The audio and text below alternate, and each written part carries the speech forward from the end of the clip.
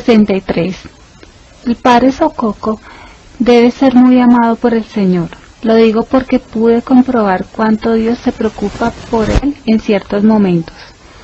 Al ver esto, estoy enormemente contenta de que el Señor tenga tales elegidos. 64.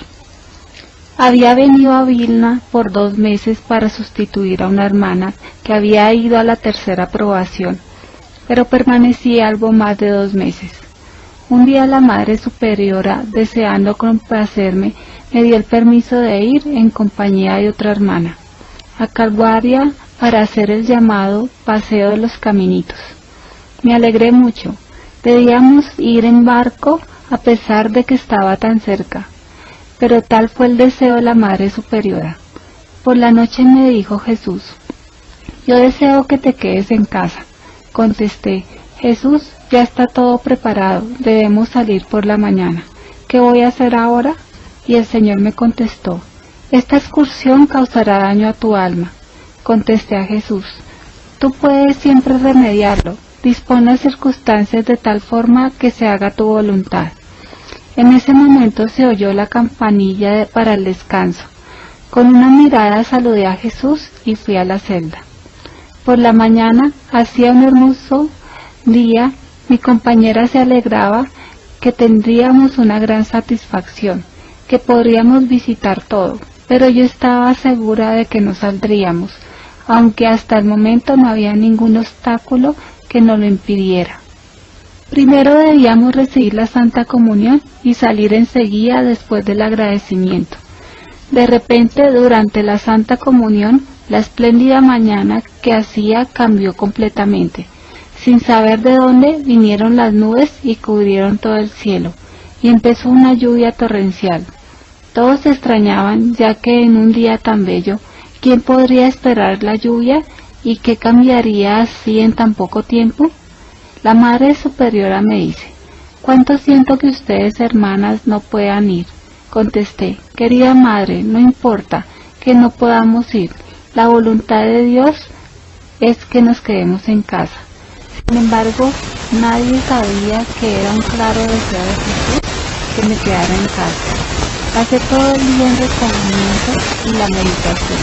Agradecí al Señor por haberme hecho quedar en casa. En aquel día Dios me concedió muchas consolaciones celestiales. 75. Un día en el noviciado, cuando la Madre Maestra me había destinado a la cocina de las niñas, me afligí mucho por no estar en condiciones de cargar con las ollas que eran enormes. Lo más difícil para mí era escurrir las papas. A veces caía la mitad de ellas. Cuando lo dije a la Madre Maestra, me contestó que poco a poco me acostumbraría y adquiriría práctica. No obstante, esa dificultad no desaparecía, ya que mis fuerzas iban disminuyendo cada día, y debido a la falta de fuerzas me apartaba cuando venía el momento de escurrir las papas. Las hermanas se dieron cuenta de que evitaba ese trabajo y se extrañaban muchísimo. No sabían que no podía ayudarles a pesar de empeñarme con todo fervor y sin ningún cuidado para mí misma. Al mediodía, durante el examen de conciencia, me quejé al Señor por la falta de fuerzas. De repente oí en el alma estas palabras: a partir de hoy te resultará muy fácil, aumentaré tus fuerzas. Por la noche, cuando vino el momento de escurrir las papas, corrí la primera, confiada en las palabras del Señor. Cogí la olla con facilidad y las escurrí bastante bien.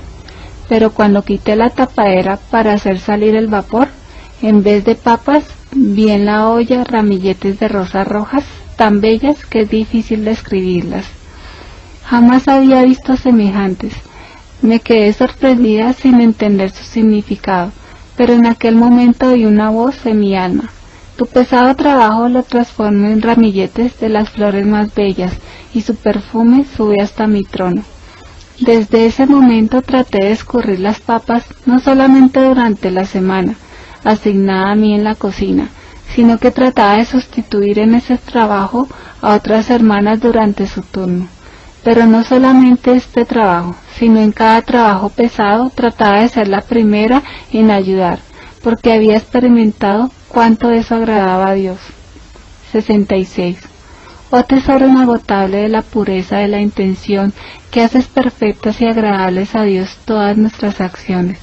Oh Jesús, tú sabes qué débil soy, por eso quédate siempre conmigo, guía mis acciones, todo mi ser. Tú, mi mejor maestro, de verdad, oh Jesús, me invade el miedo cuando veo en mi miseria, pero a la vez me tranquilizo viendo tu misericordia insondable, que es más grande que mi miseria desde toda una eternidad. Y esta disposición de ánimo me reviste de tu poder. Oh gozo que se deriva del conocimiento de mí misma, oh verdad inmutable, eterna es tu firmeza. 67. Cuando poco tiempo después de mis primeros votos me enfermé, y a pesar del cordial y cariñoso cuidado de las superioras, a pesar de los tratamientos médicos, no estaba ni mejor ni peor. Entonces empezaron a llegarme voces de que fingía, y así comenzó mi sufrimiento. Se duplicó y duró un tiempo bastante largo. Un día me quejé ante Jesús que yo era una carga para las hermanas. Me contestó Jesús: no vives para ti, sino para las almas. Otras almas se beneficiarán de tus sufrimientos. Tus prolongados sufrimientos les darán luz y fuerza para aceptar mi voluntad. 68. El sufrimiento más grande para mí era la impresión de que mis oraciones y mis buenas obras no agradaban al Señor. No me atrevía a mirar hacia el cielo. Eso me producía un sufrimiento tan grande que cuando estaba en la capilla para los espirituales comunicarios, terminados aquellos, la Madre Superiora me llamaba y me decía: pide, hermana, a Dios gracia y consolación, porque yo misma veo, y me lo dicen las otras hermanas, que al solo ver la hermana usted suscita compasión. De verdad no sé qué hacer con usted. Le ordeno no afligirse por nada. Sin embargo, todos esos coloquios con la Madre Superiora no me dieron alivio, ni me aclararon nada. Una oscuridad aún más densa me ocultaba a Dios. Busqué ayuda en el confesionario, pero tampoco allí la encontré. Un sacerdote virtuoso quiso ayudarme, pero yo estaba tan preocupada que ni siquiera supe explicar mis tormentos, y eso me causó sufrimientos aún mayores. Una tristeza mortal se apoderó de mi alma hasta tal punto que no lograba ocultarla y se manifestaba también exteriormente. Perdí la esperanza, la noche cada vez más oscura. El sacerdote con quien me confesaba me dijo: yo veo en usted, hermana, unas gracias particulares y estoy completamente tranquila por usted. ¿Por qué pues se atormenta tanto? Pero en aquel entonces yo no lo entendía, pues me extrañaba enormemente cuando por penitencia me hacía rezar el Te Deum o el Magnificat, o a veces al atardecer debía correr rápidamente por el jardín o reírme ruidosamente 10 veces al día. Estas penitencias me asombraban mucho, pero a pesar de ellas ese sacerdote no me ayudó mucho. El Señor quería quizá que yo lo alabase con el sufrimiento. El sacerdote me consolaba que encontrándome en ese estado agradaba más a Dios que si estuviera en una de las más grandes consolaciones. Qué gracia tan grande de Dios, hermana, que usted en el actual estado de tormentos espirituales en que se encuentra no ofenda a Dios, sino que trata de ejercitarse en las virtudes. Yo observo su alma, veo en ella grandes planes de Dios y gracias especiales, y viendo esto en usted, hermana, doy gracias al Señor. Sin embargo, y a pesar de todo, mi alma se encontraba en suplicios y tormentos inexpresables. Imitaba al ciego que se fía de su guía y agarra con fuerza su mano, y ni por un momento me alejaba de la obediencia que era mi tabla de salvación en la prueba de fuego. 69. Jesús, verdad eterna, fortalece mis fuerzas débiles. Tú, oh Señor, lo puedes todo. Sé que sin ti mis esfuerzos no valen nada. Oh Jesús, no te ocultes ante mí, porque no puedo vivir sin ti. Escucha el llamado de mi alma, no se ha agotado, Señor. Tu misericordia, pues, ten piedad de mi miseria. Tu misericordia supera la inteligencia de los ángeles y de los hombres juntos. Y aunque me parece que no me escuchas, no obstante he depositado mi confianza en el mar de tu misericordia, y sé que mi esperanza no será defraudada. 70. Solo Jesús sabe cuán pesado y difícil es cumplir con sus deberes cuando el alma se encuentra en ese estado de tormentos interiores. Las fuerzas físicas están debilitadas y la mente ofuscada. En el silencio de mi corazón me repetía: oh Cristo, para ti las delicias y el honor y la gloria, y para mí el sufrimiento. No retrasaré ni un solo paso para seguirte, aunque las espinas hieran mis pies. 71. Cuando me enviaron para un tratamiento a la casa de Plock, tuve la suerte de adornar con flores la capilla. Eso fue en Viala. La hermana Tecla no siempre tenía tiempo, pues a menudo yo solo adornaba la capilla. Un día recogí las más bellas rosas para adornar la habitación de cierta persona. Al acercarme al portico, vi al señor que estaba de pie en ese portico y me preguntó amablemente: hija mía, ¿a quién llevas esas flores? Mi silencio fue la respuesta al Señor, porque en aquel momento me di cuenta de que tenía un sutil apego a esa persona, de lo que antes no me daba cuenta. Jesús desapareció enseguida. En el mismo instante tiré las flores al suelo y fui delante del Santísimo Sacramento con el corazón lleno de agradecimiento por la gracia de haberme conocido a mí misma. Oh Sol Divino, en tus rayos el alma ve aún los más pequeños granitos de polvo que no te agradan. 72. Jesús, verdad eterna, vida nuestra, te suplico e imploro tu misericordia para los pobres pecadores. Oh Sacratísimo Corazón, fuente de misericordia, de donde brotan rayos de gracias inconcebibles sobre toda la raza humana, te pido luz para los pobres pecadores. Oh Jesús, recuerda tu amarga pasión y no permitas que se pierdan almas redimidas con tan preciosa, santísima sangre tuya. Oh Jesús, cuando considero el alto precio de tu sangre, me regocijo en su inmensidad, porque una sola gota había bastado para salvar a todos los pecadores. Aunque el pecado es un abismo de maldad e ingratitud, el precio pagado por nosotros jamás podrá ser igualado. Por lo tanto, haz que cada alma confíe en la pasión del Señor y que ponga su esperanza en su misericordia. Dios no le negará su misericordia a nadie. El cielo y la tierra podrán cambiar, pero jamás se agotará la misericordia de Dios. Oh, qué alegría arde en mi corazón cuando contemplo tu bondad inconcebible, oh Jesús mío. Deseo traer a todos los pecadores a tus pies para que glorifiquen tu misericordia por los siglos de los siglos. 73. Oh mi Jesús, a pesar de la noche oscura en torno mío y de las nubes sombrías que me cubren el horizonte, sé que el sol no se apaga. Oh Señor, aunque no te puedo comprender, ni entiendo tu actuación, confío, sin embargo, en tu misericordia. Si es tu voluntad, Señor, que yo viva siempre en tal oscuridad, seas bendito. Te pido una sola cosa, no dejes que te ofenda de ningún modo. Oh Jesús mío, solo tú conoces las añoranzas y los sufrimientos de mi corazón. Me alegro de poder sufrir, aunque solo sea un poco por ti. Cuando siento que el sufrimiento supera mis fuerzas, entonces me refugio en el Señor, en el Santísimo Sacramento, y un profundo silencio es mi oración al Señor. 74. Desde el momento cuando una fuerza misteriosa empezó a premiarme a que solicitara aquella fiesta y a que fuera pintada la imagen, no puedo lograr la paz. Algo me satura por completo y sin embargo me invade el temor de si solo es una ilusión. Estas dudas siempre venían de fuera, porque en el fondo de mi alma sentía que era el Señor quien traspasaba mi alma. El confesor con quien me confesaba entonces me decía que existían casos de ilusiones, y yo sentía que aquel confesor parecía tener miedo de confesarme. Era para mí un tormento. Al haberme dado cuenta de que tenía poco apoyo por parte de los hombres, me refugié aún más en el Señor, en el mejor Maestro. En algún momento, cuando me invadió la duda de si la voz que oía era el Señor, me dirigí a Jesús en un coloquio interior sin pronunciar una palabra.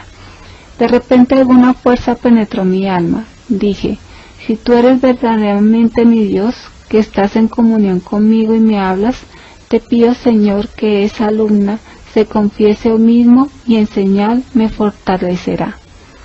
En ese mismo instante aquella muchacha pidió la confesión. 75. La madre de la clase, sorprendida de su cambio repentino, no tardó en buscar a un sacerdote y a esa persona se confesó muy arrepentida. De inmediato oí en mi alma la siguiente voz: ¿me crees ahora? Otra vez una fuerza extraña llenó mi alma, me reforzó y me fortaleció hasta tal punto que yo misma me asombré de haber podido durar por un momento. Sin embargo, estas dudas siempre venían de fuera, y eso me llevó a encerrarme aún más en mí misma. Al sentir durante la confesión la incertidumbre del confesor, no descubro mi alma a fondo, sino que solamente me acuso de mis pecados. Si el sacerdote mismo no tiene serenidad, no da a las otras almas. Oh sacerdotes, cirios encendidos que alumbran las almas, que su claridad no se oscurezca jamás. Comprendí que no era la voluntad de Dios que descubriera entonces el fondo de mi alma. Dios me concedió esta gracia más tarde. 76. Jesús mío, guía mi mente, toma posesión absoluta de todo mi ser, enciérrame en el fondo de tu corazón y protégeme del asalto del enemigo. En ti toda mi esperanza. Habla a través de mi boca cuando yo, mísera absoluta, esté con los poderosos y los sabios, para que reconozcan que esta causa es tuya y de ti proviene. 77. Tinieblas y tentaciones. Mi mente estaba extrañamente oscurecida, ninguna verdad me parecía clara. Cuando me hablaban de Dios, mi corazón era como una roca. No lograba sacar del corazón ni un solo sentimiento de amor hacia Él. Cuando con un acto de voluntad trataba de permanecer junto a Dios, experimentaba grandes tormentos y me parecía que con ello causaba una ira mayor de Dios. No podía absolutamente meditar tal y como meditaba anteriormente. Sentía un gran vacío en mi alma y no conseguía llenarlo con nada. Empecé a sentir el hambre y el anhelo de Dios, pero veía toda mi impotencia. Trataba de leer despacio, frase por frase, y meditar del mismo modo, pero fue en vano. No comprendía nada de lo que leía. Delante de los ojos de mi alma estaba constantemente todo el abismo de mi miseria.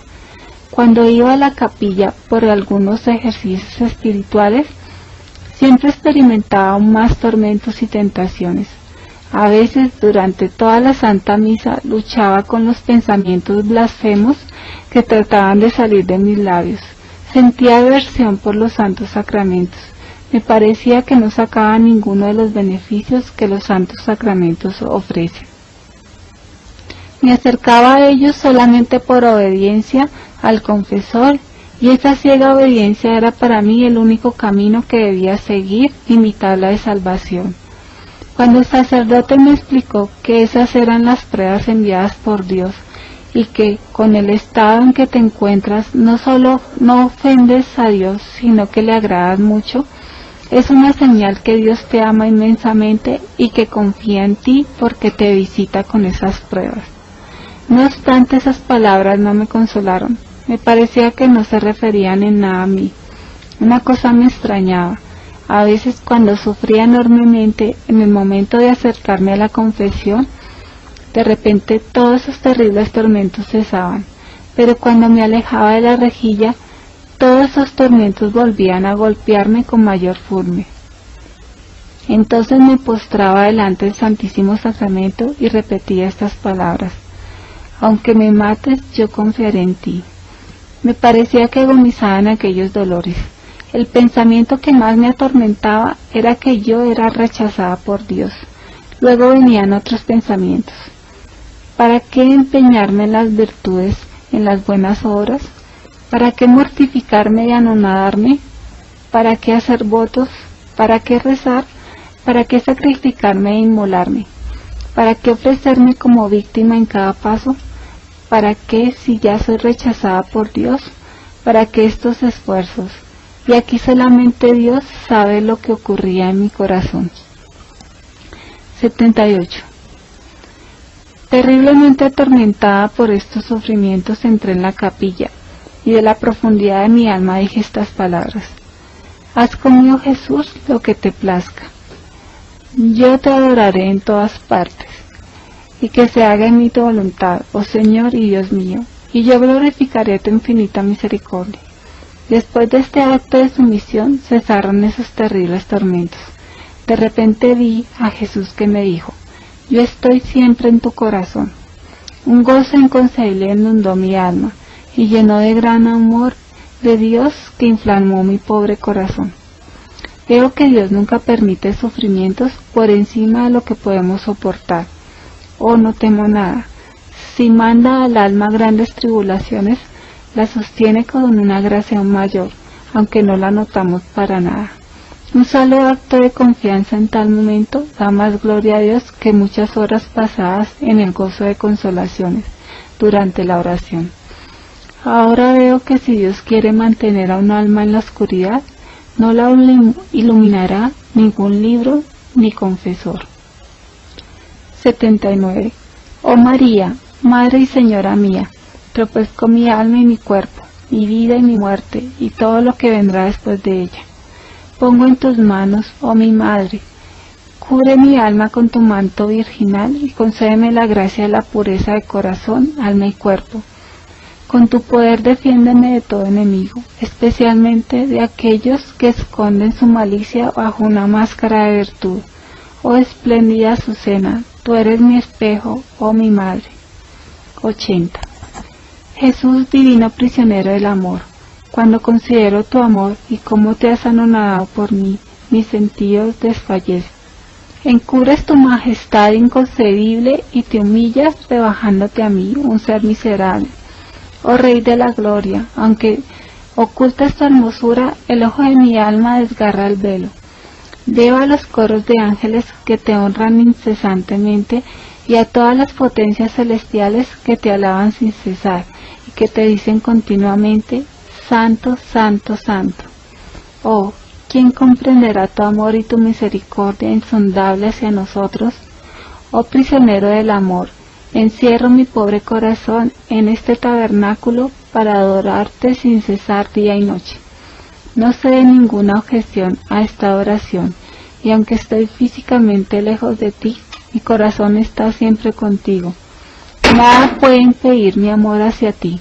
No existe ningún obstáculo para mí. Oh Jesús, te consolaré por todas las ingratitudes, por las blasfemias, por la tibieza, por el odio de los impíos, por los sacrílegos. Oh Jesús, deseo arder como víctima pura y anonadada delante del trono de tu escondite.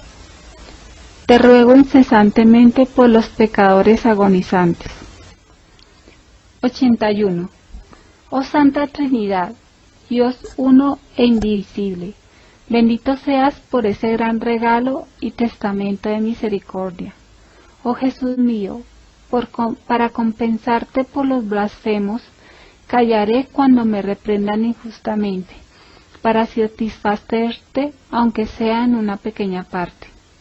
En mi alma te estoy cantando continuamente un himno y nadie lo puede sospechar ni entender. El canto de mi alma lo conoces solo tú, oh Creador y Señor mío. 82. No me dejaré arrebatar por el trabajo hasta el punto de olvidarme a Dios. Pasaré todos los momentos libres a los pies del Maestro oculto en el Santísimo Sacramento. Él me enseña desde los años más tiernos. 83. Escribe esto: antes de venir como el juez justo, vengo como el Rey de misericordia.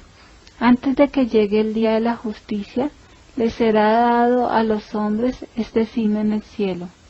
Se apagará toda luz en el cielo, y habrá una gran oscuridad en toda la tierra.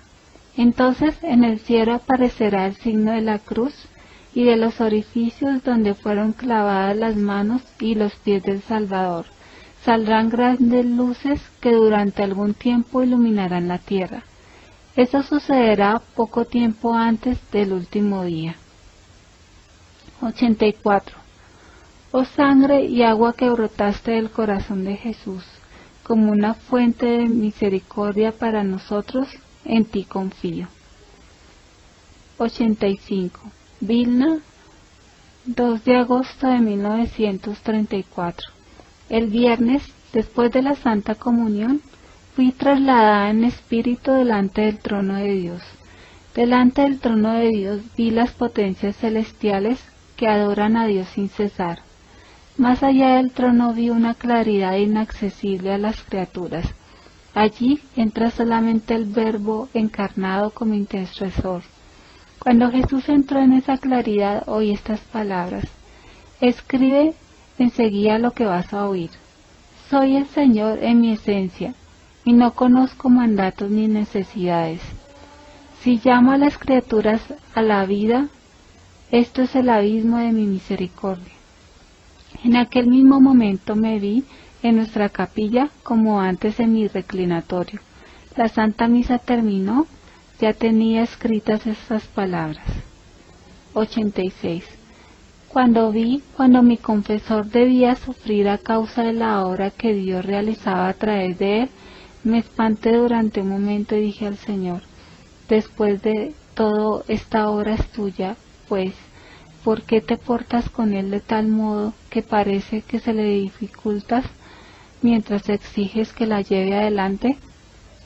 Escribe que día y noche mi mirada descansa sobre él y permito estas contrariedades para multiplicar sus méritos. Yo no recompenso por el resultado positivo, sino por la paciencia y el trabajo emprendido por mí. 87. Vilna, 26 de octubre de 1934, viernes. Cuando iba con las alumnas de la huerta a cenar, eran las 6:10, vi al Señor encima de nuestra capilla bajo la misma apariencia que tenía cuando lo había visto por primera vez, tal y como está pintado en esta imagen. Esos 2 rayos que salían del corazón de Jesús envolvieron nuestra capilla y la enfermería y después toda la ciudad y se extendieron sobre el mundo entero.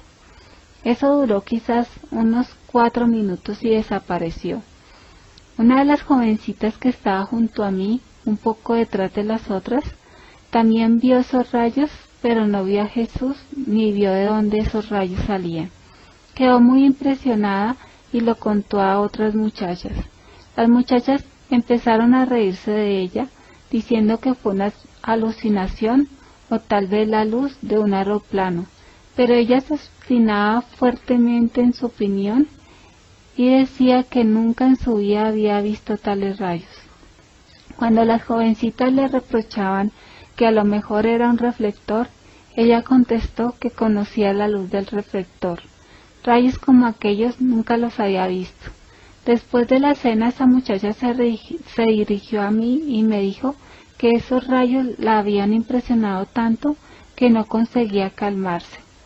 Habría hablado continuamente de ello, sin embargo no vi al Señor Jesús, y me recordaba esos rayos sin cesar, poniéndome así en cierta dificultad, dado que no le podía decir que había visto al Señor Jesús. Oré por esa querida alma pidiendo que el Señor le concediera las gracias que ella tanto necesitaba. Mi corazón se alegró porque Jesús mismo se hace conocer en su obra. Aunque por ese motivo tuve grandes disgustos, no obstante por Jesús se puede soportar todo. 88. Cuando fui a la adoración, sentí la cercanía de Dios. Después de un momento vi a Jesús y a María. Esta visión llenó mi alma de alegría y le pregunté al Señor: ¿cuál es tu voluntad, Jesús, en esta cuestión en la que el confesor me ordena preguntar? Jesús me contestó: es mi voluntad que esté aquí y que no se dispense a sí mismo. Y pregunté a Jesús si estaba bien la inscripción: Cristo Rey de Misericordia. Jesús me contestó: soy Rey de Misericordia. Y no dijo Cristo. Deseo que esta imagen sea expuesta en público el primer domingo después de Pascua de Resurrección. Este domingo es la fiesta de la misericordia. A través del Verbo encarnado doy a conocer el abismo de mi misericordia. 89. Sucedió que tal y como el Señor me había pedido, el primer acto de veneración a esta imagen por parte del público tuvo lugar el primer domingo después de Pascua. Durante 3 días la imagen estuvo expuesta en público y recibió la veneración pública porque había sido colocada en Ostrabrama, en un ventanal en lo alto, por eso se le veía desde muy lejos. Durante esos 3 días en Ostrabrama fue celebrada con solemnidad la clausura del jubileo de la redención del mundo, el 19 centenario de la pasión del Salvador. Ahora veo que la obra de la redención está ligada a la obra de la misericordia que reclama el Señor. 90. Un día vi interiormente lo mucho que iba a sufrir mi confesor. Los amigos lo abandonarían y todos se opondrían a usted y las fuerzas físicas disminuirán. Lo vi como un racimo de uva elegido por el Señor y arrojado bajo la presa de los sufrimientos su alma. Padre, en algunos momentos estaré llena de dudas respecto a mí y a esta obra, y vi como si Dios mismo le fue contrario y pregunté al Señor, ¿por qué se porta así con él? ¿Cómo se le dificultará lo que le encomendaba? Y el Señor dijo, me porto así con él para dar testimonio de que esta obra es mía. Dile que no tenga miedo de nada. Mi mirada está puesta en él día y noche. En su corona habrá tantas coronas cuantas almas se salvarán a través de esta obra. Yo no premio por el éxito en el trabajo, sino por el sufrimiento. 91. Jesús mío, tú solo sabes cuántas persecuciones sufro, y solamente porque te soy completamente fiel a ti y a tus órdenes. Tú eres mi fuerza, apóyame para que siempre cumpla con fidelidad todo lo que exiges de mí. Yo por mí misma no puedo hacer nada, pero si tú me apoyas, todas las dificultades son nada para mí. Oh Señor, veo que desde el primer momento en que mi alma recibió la capacidad de conocerte, mi vida es una lucha continua y cada vez más violenta. Cada mañana durante la meditación me preparo para la lucha de todo el día, y la Santa Comunión es mi garantía de que venceré, y así sucede. Temo el día en que no tenga la Santa Comunión. Este pan de los fuertes me da toda la fuerza para continuar esta obra. Tengo el valor de cumplir todo lo que exige el Señor. El valor y la fortaleza que están en mí no son míos, sino de quien habita en mí, la Eucaristía. Jesús mío, qué grandes son las incomprensiones. A veces, si no tuviera la Eucaristía, no tendría la fuerza para seguir el camino que me has indicado. 92. La humillación es mi alimento cotidiano. Comprendo que la esposa acepta todo lo que atañe a su esposo. Por eso la vestimenta del desprecio que lo ha cubierto a él debe cubrirme a mí también. En los momentos en que sufro mucho, trato de callarme, porque desconfío de la lengua que en esos momentos es propensa a hablar de sí misma, en lugar de servirme para alabar a Dios por todos los beneficios y dones que me han sido proporcionados. Cuando recibo a Jesús en la Santa Comunión, le ruego con fervor que se digne sanar mi lengua para que no ofenda con ella ni a Dios ni al prójimo. Deseo que mi lengua alabe a Dios sin cesar. Grandes culpas se cometen con la lengua. Un alma no llegará a la santidad si no tiene cuidado con su lengua. 93. Resumen del Catecismo de los votos religiosos. ¿Qué es un voto? El voto es una promesa hecha a Dios voluntariamente de realizar actos cada vez más perfectos. ¿Obliga el voto en la materia prescrita por los mandamientos? Sí, realizar un acto en la materia prescrita por los mandamientos tiene doble valor y dobles méritos, mientras que descuidarlo es un delito doble y una maldad, porque si se quebranta un voto, entonces al pecado contra el mandamiento se agrega el pecado de sacrílego. ¿Por qué los votos religiosos tienen tan alto valor? Porque constituyen el fundamento de la vida religiosa, aprobada por la Iglesia, en la que los miembros unidos en una comunidad religiosa se comprometen a tender incesantemente a la perfección por medio de los 3 votos religiosos de pobreza, castidad y obediencia, según la regla de la congregación. ¿Qué significa tender hacia la perfección? Tender hacia la perfección significa que el estado religioso por sí solo no exige la perfección ya adquirida, sino que obliga, bajo la pena del pecado, a un trabajo diario para alcanzarla. Por lo tanto, un religioso que no quiere perfeccionarse descuida la principal obligación de su estado. ¿Qué son los votos religiosos solemnes? Los votos religiosos solemnes son tan absolutos que solo el Santo Padre puede dispensar de ellos, y solamente en casos excepcionales. ¿Qué son los votos simples? Son los votos menos absolutos de los votos perpetuos y anuales que dispensa la Santa Sede. ¿Qué diferencia hay entre el voto y la virtud? El voto abarca solamente lo que es mandado por la Iglesia, bajo la pena de pecado, mientras que la virtud se eleva más alto y facilita cumplir el voto. Y en caso contrario, al quebrantar el voto, se falta la virtud y la daña. ¿A qué comprometen los votos religiosos? Los votos religiosos obligan a pretender alcanzar las virtudes y a la sumisión total a los superiores y a la regla, con lo cual el religioso entrega su persona a favor de la congregación, renunciando a todos los derechos sobre ella y sobre sus actividades que dedica al servicio de Dios. El voto de pobreza. El voto de pobreza es una renuncia voluntaria al derecho de propiedad o de uso para agradar a Dios. ¿A qué objeto se refiere el voto de pobreza? A todos los bienes y objetos pertenecientes a la congregación, a lo que uno ha entregado, objetos o dinero, como han sido aceptados, ya no tiene derecho. Todas las limosnas o donaciones que uno recibiría a título de agradecimiento u otro, pertenecen a la congregación. Todo ingreso por trabajo o incluso rentas no pueden ser usadas sin violar el voto.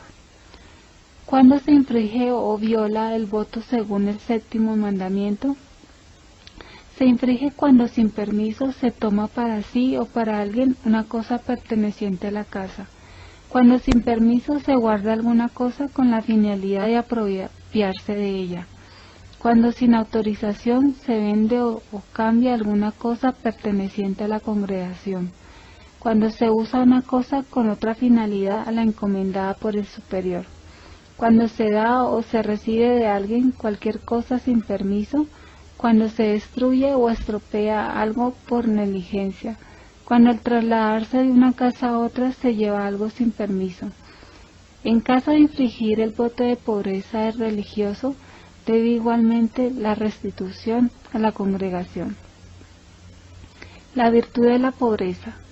Es una virtud evangélica que compromete al corazón a separarse de los bienes temporales, a lo cual el religioso está obligado estrictamente en virtud de su profesión. ¿Cuándo se peca contra la virtud de la pobreza? Cuando se desean cosas contrarias a esa virtud, cuando se toma apego a alguna cosa, cuando usa cosas superfluas. ¿Cuántos y cuáles son los grados de pobreza? En la práctica de la profesión hay 4 grados de pobreza. No disponer de nada sin depender de los superiores, estricta materia del voto. Evitar la opulencia, conformarse con lo indispensable, constituye la virtud. Tender de buena gana a las cosas más míseras, y eso con la satisfacción interior, como la celda, la ropa, la comida, etc. Estar contento de la escasez. El voto de la castidad. ¿A qué obliga este voto? A renunciar al matrimonio y a evitar todo lo que está prohibido por el 6º y el 9º de los mandamientos. ¿La falta contra la virtud es una violación del voto? Cualquier falta contra la virtud es a la vez una violación del voto, porque en esto no hay tal diferencia entre el voto y la virtud como en la pobreza y en la obediencia. ¿Todo pensamiento malo es pecado? No, todo es pensamiento malo es pecado, pero llega a serlo solamente cuanto a la reflexión de la mente se une la conformidad de la voluntad y el consentimiento. Además de los pecados contra la castidad, ¿hay algo más que perjudica la virtud? La virtud se ve perjudicada por la falta de control de los sentidos de la imaginación y de los sentimientos, la familiaridad y las amistades sentimentales. ¿Cuáles son los métodos para conservar la virtud? Combatir las tentaciones interiores con la presencia de Dios y además luchar sin temor. En cuanto a las tentaciones exteriores, evitando las ocasiones. En total, hay 7 métodos principales. El primero, la guarda de los sentidos, y luego evitar las ocasiones. Evitar el ocio, alejar prontamente las tentaciones, evitar cualquier amistad y especialmente las particulares, cultivar el espíritu de mortificación, revelar las tentaciones al confesor. Además hay 5 medios para conservar la virtud: la humildad, el espíritu de oración, la observancia de la modestia, la fidelidad a la regla, una devoción sincera a la Santísima Virgen María. El voto de la obediencia. El voto de la obediencia es superior a los 2 primeros, ya que en realidad es el que constituye el holocausto, y es el más necesario porque forma y mantiene en vida toda la estructura religiosa. ¿A qué obliga el voto de la obediencia? Con el voto de la obediencia el religioso promete a Dios obedecer a sus legítimos superiores en todo lo que le manden en virtud de la regla. El voto de la obediencia hace al religioso dependiente de su superior en virtud de la regla durante toda su vida y en todos los asuntos. El religioso comete un pecado grave contra el voto de la obediencia cada vez que no obedece una orden recibida en virtud de la obediencia o de la regla. La virtud de la obediencia. La virtud de la obediencia va más allá del voto, abarca la regla, los decretos e incluso los consejos de los superiores. ¿Es necesaria al religioso la virtud de la obediencia? La virtud de la obediencia es tan necesaria al religioso que aunque obrase bien, pero en contra de la obediencia, sus actos se convertirían en malos o sin mérito. ¿Se puede pecar gravemente contra la virtud de la obediencia? Se peca gravemente si se desprecia la autoridad o la orden superior, si de la desobediencia resulta un daño espiritual o temporal para la congregación. ¿Qué faltas ponen en peligro el voto? Los prejuicios y antipatías hacia el superior, murmuraciones y críticas, la holgazanería y la negligencia. Los grados de obediencia. Ejecución solícita y total. La obediencia de la voluntad, cuando la voluntad impulsa al intelecto a someterse a la opinión del superior. San Ignacio da, además, 3 métodos que facilitan la obediencia. Siempre ver a Dios en el superior, cualquiera que sea. Justificar interiormente la orden o la opinión del superior. Aceptar cada orden como si fuera de Dios, sin discutir y sin reflexionar. El medio general, la humildad. No hay nada difícil para una persona humilde. 94. Oh Señor mío, incendia mi amor hacia ti, para que entre tormentas, sufrimientos y pruebas no desfallezca mi espíritu. Tú ves que débil soy yo, el amor lo puede todo. 95. Un conocimiento más profundo de Dios y el terror del alma. Al principio Dios se hace conocer como santidad, justicia, bondad, es decir, misericordia. El alma no conoce todo esto a la vez, sino singularmente en relámpagos, es decir, los acercamientos de Dios. Eso no dura mucho tiempo porque no podría soportar esa luz. Durante la oración el alma recibe un relámpago de esta luz, que le imposibilita orar al alma como hasta entonces. Puede esforzarse cuanto quiera y esforzarse a orar como antes, todo en vano. Se hace absolutamente imposible continuar rezando como rezaba antes de recibir esta luz. La luz que tocó al alma es viva en ella y nada la puede extinguir ni oscurecer. Este relámpago de conocimiento de Dios arrastra su alma e incendia el amor hacia Él. Pero a la vez, este mismo relámpago permite al alma conocer lo que es, y ella ve todo su interior en una luz superior y se levanta horrorizada y asustada. Sin embargo, no permanece en aquel espanto, sino que empieza a purificarse y humillarse, postrarse ante el Señor, y estas luces se hacen más fuertes y más frecuentes. Cuanto más cristalina se hace alma, tanto más penetrantes son esas luces. Sin embargo, si el alma ha respondido fiel y resueltamente a estas primeras gracias, Dios la llena con sus consuelos y se entrega a ella de modo sensible. Entonces el alma entra casi en relación de intimidad con Dios y se alegra enormemente. Piensa que ya ha alcanzado el grado designado de perfección, ya que los errores y los defectos están dormidos en ella, y piensa que ya no los tiene. Nada le parece difícil, está preparada para todo. Empieza a sumergirse en Dios y a disfrutar de las delicias de Dios. Es llevada por la gracia y no se da cuenta en absoluto de que puede llegar el momento de la prueba y de la lucha. Y en realidad, este estado no dura mucho tiempo. Llegarán otros momentos, pero debo mencionar que el alma responde con más fidelidad a la gracia de Dios si tiene un confesor experimentado a quien confía todo. 96. Pruebas enviadas por Dios a un alma particularmente amada, tentaciones y oscuridades. Satanás. El amor del alma no es todavía como Dios lo desea. De repente el alma pierde la presencia de Dios. Se manifiestan en ellas distintas faltas y errores con los cuales tiene que llevar a cabo una lucha encarnizada. Todos los errores levantan la cabeza, pero su vigilancia es grande. En el lugar de la anterior presencia de Dios ha entrado la aspereza y la sequía espiritual.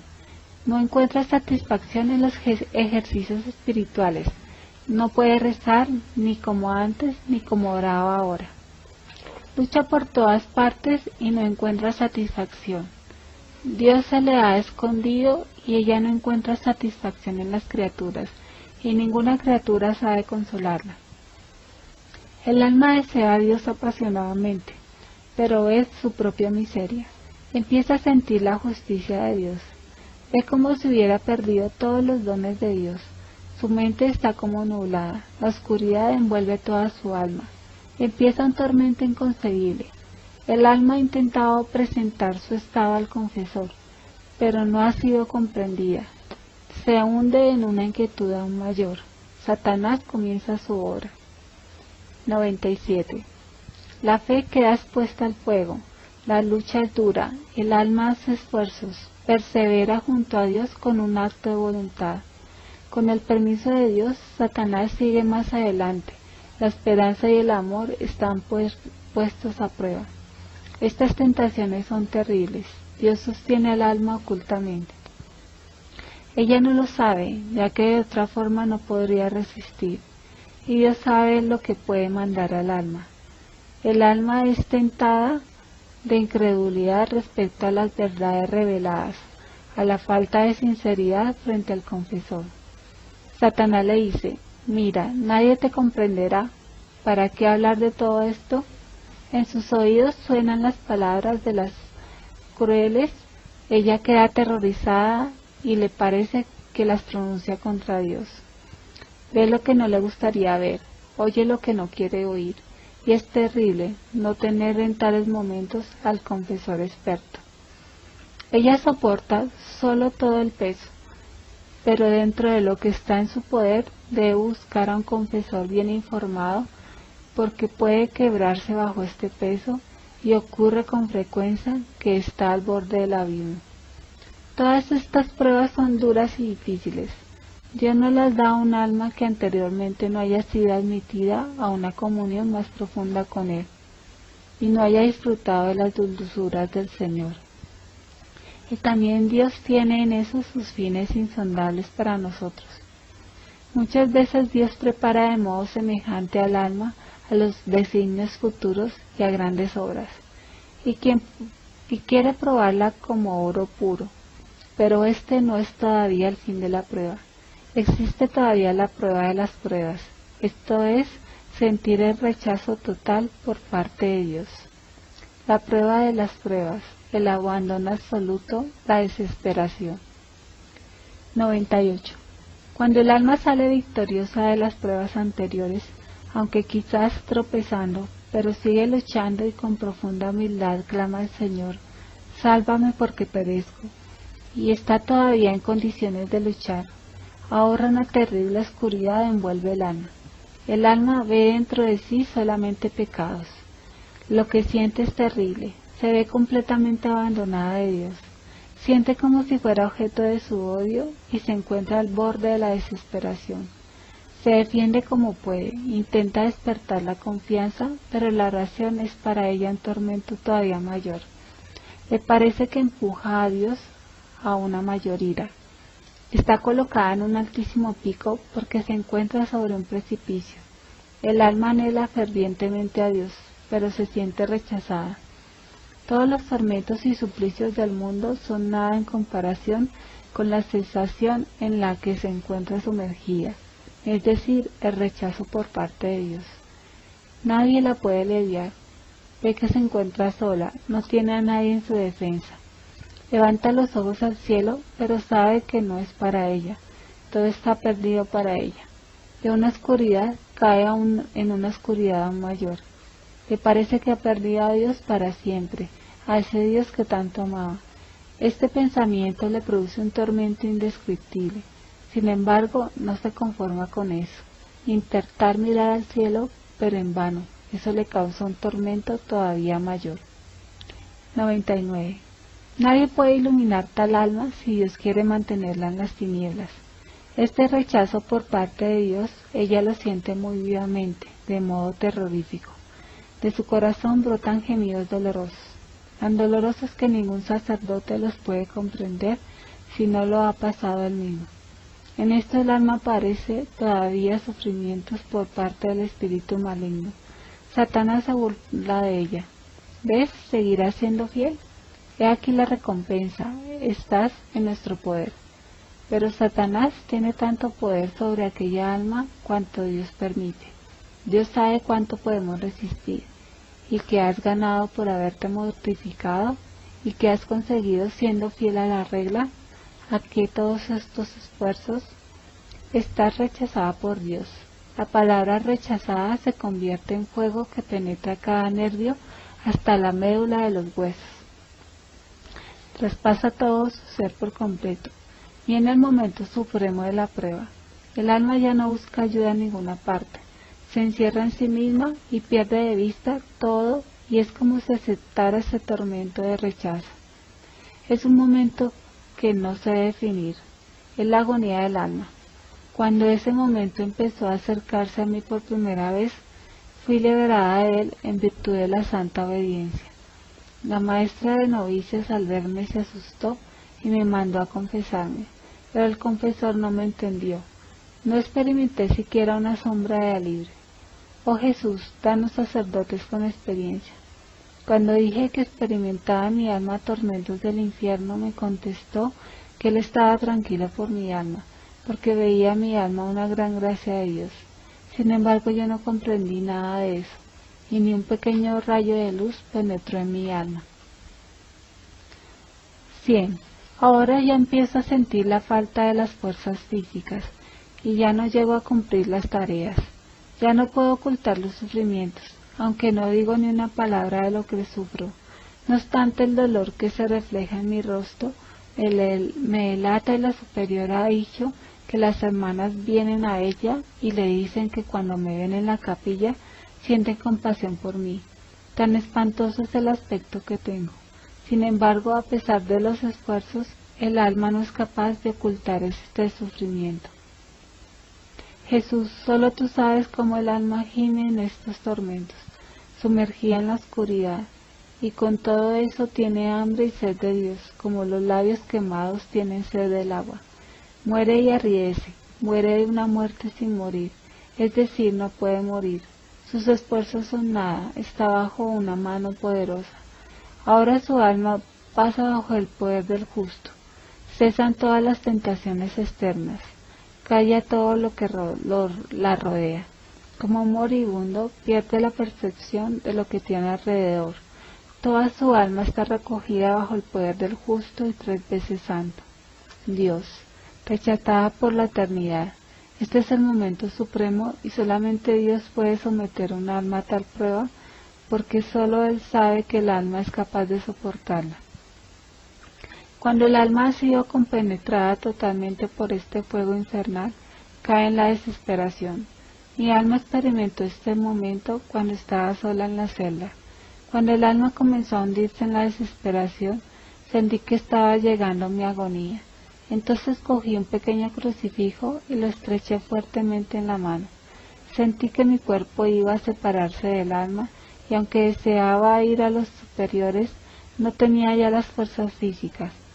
Pronuncié las últimas palabras: confío en tu misericordia, y me pareció que había impulsado a Dios a una ira mayor, y me hundí en la desesperación, y solamente de vez en cuando de mi alma irrumpía un gemido doloroso, un gemido sin consuelo, el alma en la agonía, y me parecía que ya quedaría en este estado, porque no había salido de él con mis propias fuerzas. Cada recuerdo de Dios es un mar indescriptible de tormentos, y sin embargo hay algo en el alma que anhela fervientemente a Dios, pero a ella le parece que es solamente para que sufra más. El recuerdo del amor con el que Dios la rodeaba antes es para ella un tormento nuevo. Su mirada la traspasa por completo, y todo ha sido quemado por ella en su alma. 102. Después de un largo momento, al entrar en la celda, una de las hermanas me encontró casi muerta. Se asustó y fue a la maestra, que en virtud de la santa obediencia me ordenó levantarme del suelo, y enseguida sentí las fuerzas físicas, y me levanté del suelo temblando toda. La maestra se dio cuenta inmediatamente del estado de mi alma. Me habló de la inconcebible misericordia de Dios y dijo: no se preocupe por nada, hermana, se lo ordena en virtud de la santa obediencia. Y continuó: ahora veo que Dios la llama a una gran santidad. El Señor la desea tener cerca de sí, permitiendo estas cosas tan pronto. Sea fiel a Dios, hermana, porque esto es una señal de que la quiere tener en lo alto del cielo. Pero yo no entendí nada de estas palabras. 103. Al entrar en la capilla sentí como si todo se hubiera alejado de mi alma, como si yo hubiera salido recientemente de la mano de Dios. Sentí que mi alma era intangible, que yo era una niña pequeña. De repente vi interiormente al Señor, quien me dijo: no tengas miedo, hija mía, yo estoy contigo. En aquel mismo momento desaparecieron todas las tinieblas y los tormentos. Los sentidos fueron inundados de una alegría inconcebible, las facultades del alma coladas de luz. 104. Quiero decir también que aunque mi alma ya estaba bajo los rayos de su amor, no obstante, las huellas del suplicio soportado quedaron en mi cuerpo 2 días más. El rostro pálido como de una muerta y los ojos inyectados de sangre. Solo Jesús sabe lo que sufrí. Comparado con la realidad, es pálido lo que he escrito. No sé expresarlo, me parece que he vuelto del más allá. Siento aversión a todo lo que está creado. Me abraza el corazón de Dios, como el niño recién nacido al pecho de su madre. Miro a todos con ojos distintos. Estoy consciente de lo que el Señor ha hecho en mi alma con una palabra. De esto vivo. El recuerdo del martirio sufrido me da escalofríos. No hubiera creído que es posible sufrir tanto si yo mismo no lo hubiera pasado. Es un sufrimiento totalmente espiritual. 105. Sin embargo, en todos estos sufrimientos y combates no abandoné la Santa Comunión. Cuando me pareció que no debía recibirla, entonces iba a ver a la maestra y le decía que no podía ir a la Santa Comunión, que me parecía que no debía recibirla. Sin embargo, ella no me permitía abandonar la Santa Comunión, y yo iba a recibirla. Me daba cuenta de que solo la obediencia me había salvado. La maestra misma me dijo después que estas experiencias habían pasado pronto solamente porque usted, hermana, fue obediente.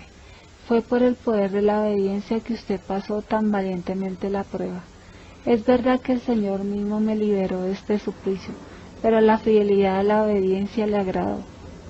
Aunque estas cosas son espantosas, no obstante ninguna alma debería asustarse demasiado, porque Dios nunca da por encima de lo que podemos soportar. Por otra parte, quizás nunca nos dé a nosotros suplicios semejantes, y lo escribo porque si el Señor quiere llevar un alma a través de tales sufrimientos, que no tenga miedo, sino que sea fiel a Dios en todo lo que depende de ella. Dios no hará daño al alma, porque es el amor mismo, y porque ese amor inconcebible la llamó a la existencia. Pero cuando yo me encontraba angustiada, no lo comprendía.